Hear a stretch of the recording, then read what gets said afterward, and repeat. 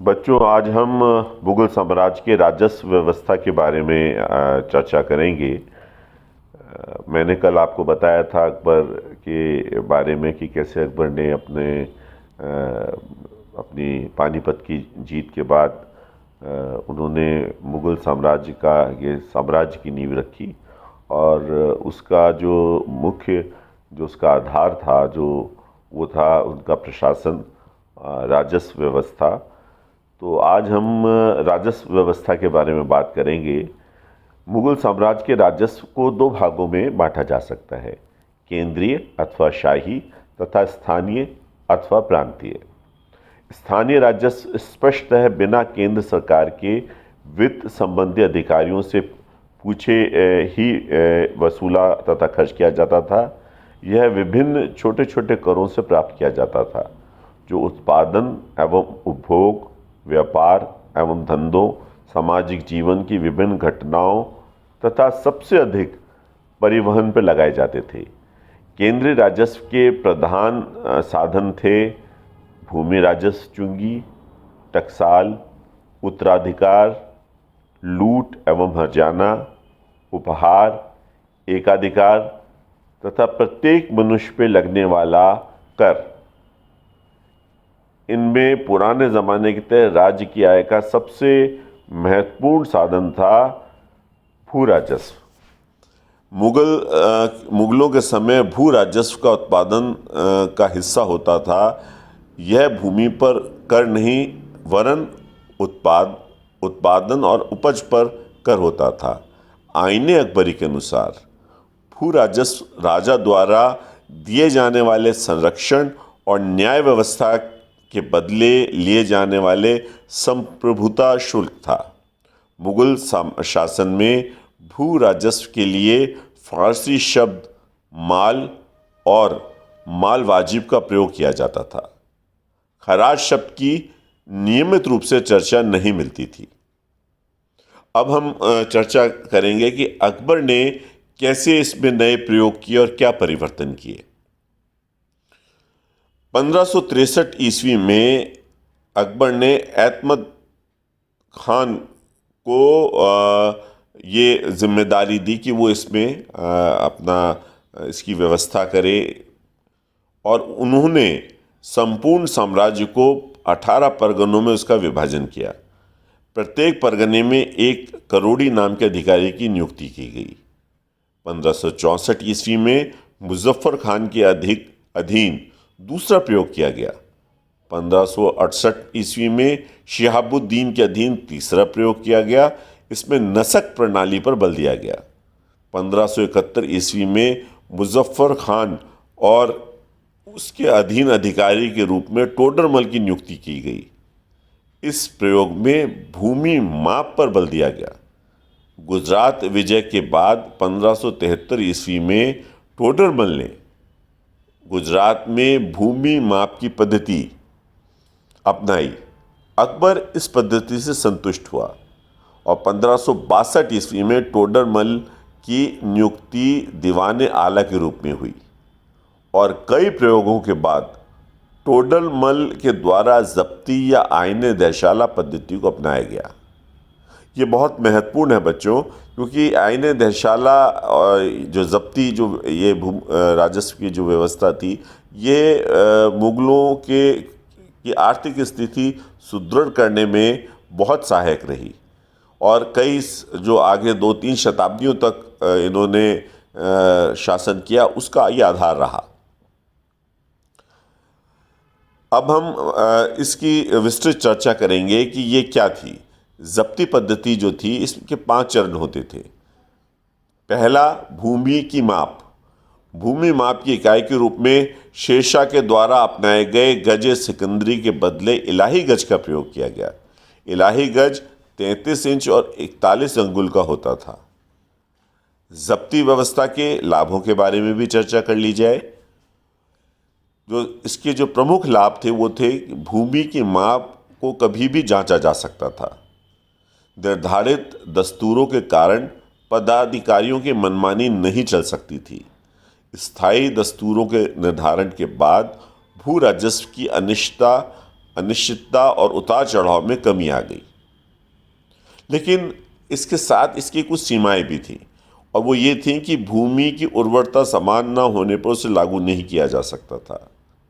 उत्पादकता की अनिश्चितता का दंड केवल किसानों को भुगतना पड़ता था, और यह किसानों के लिए हानिकारक था। यह एक महंगी प्रणाली थी, क्योंकि इसमें माप करने वाले दल को पारिश्रमिक के रूप में प्रति बीघा एक दाम की दर से जरीवाना देना पड़ता था। माप करते समय कर्मचारियों के द्वारा गड़बड़ी या धोखाधड़ी की समस्या भी इसमें बनी रही। अब जो दूसरा इसका वो था भूमि का वर्गीकरण। अगर आपको ध्यान हो कि मैंने शेरशाह की भू राजस्व व्यवस्था उसके बारे में पहले आपको बताया था, और शेरशाह ने उत्पादकता के आधार पर भूमि का श्रेणीकरण किया था, किंतु अकबर ने उत्पादकता के बदले बारंबारता पर अधिक बल दिया। किंतु बारंबारता पर बल देते हुए भी उसने उत्पादकता के आधार को भी बनाए रखा। बारंबारता के आधार पर भूमि 4 प्रकार की होती थी।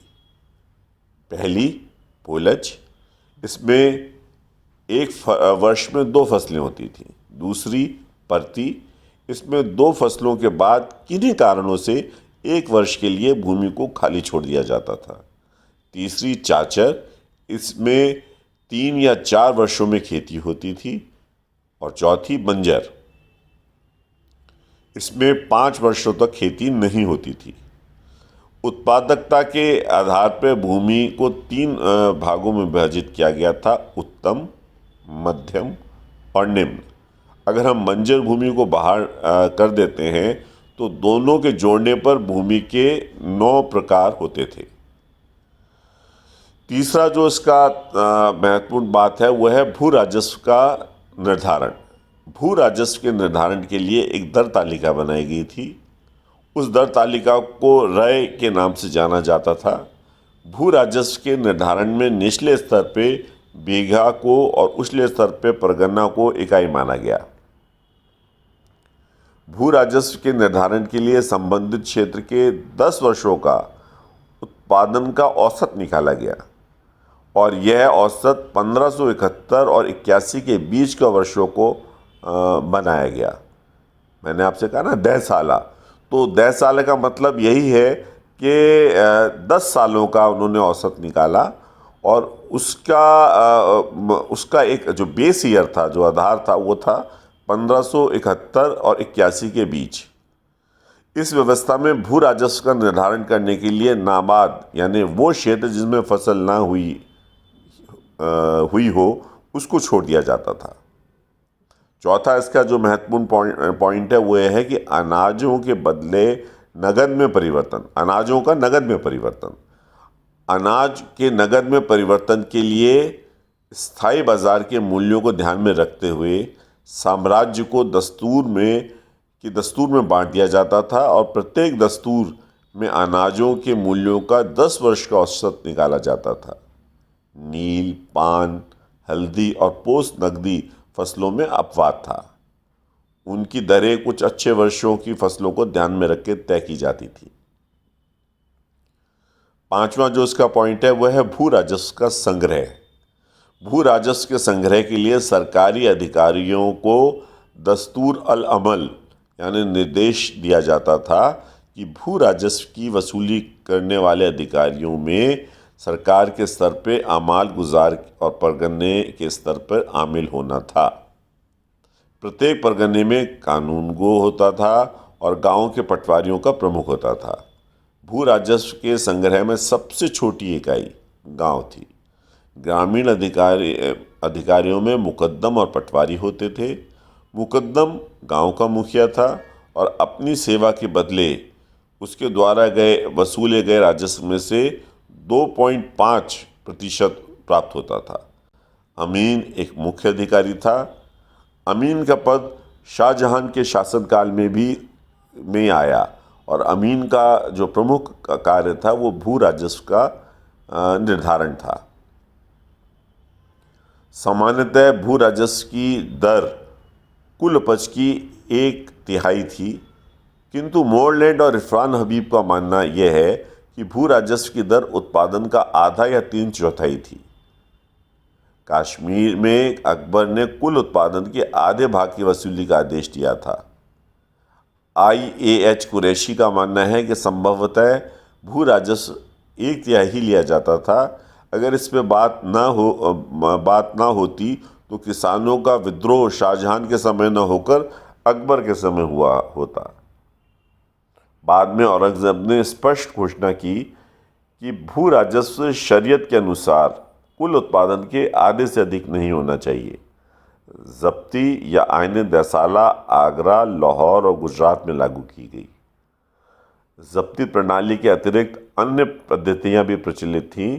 उदाहरण के लिए बटाई या गल्ला बख्शी निगारनामा मुंशी के अनुसार फसल के बंटवारे की सर्वोत्तम उसको प्रणाली कहा गया है।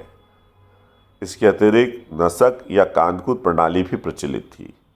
कानकूद संभवतः व्यक्तियों पर न लगाकर व्यक्तियों के समूह पर लगाया जाता था।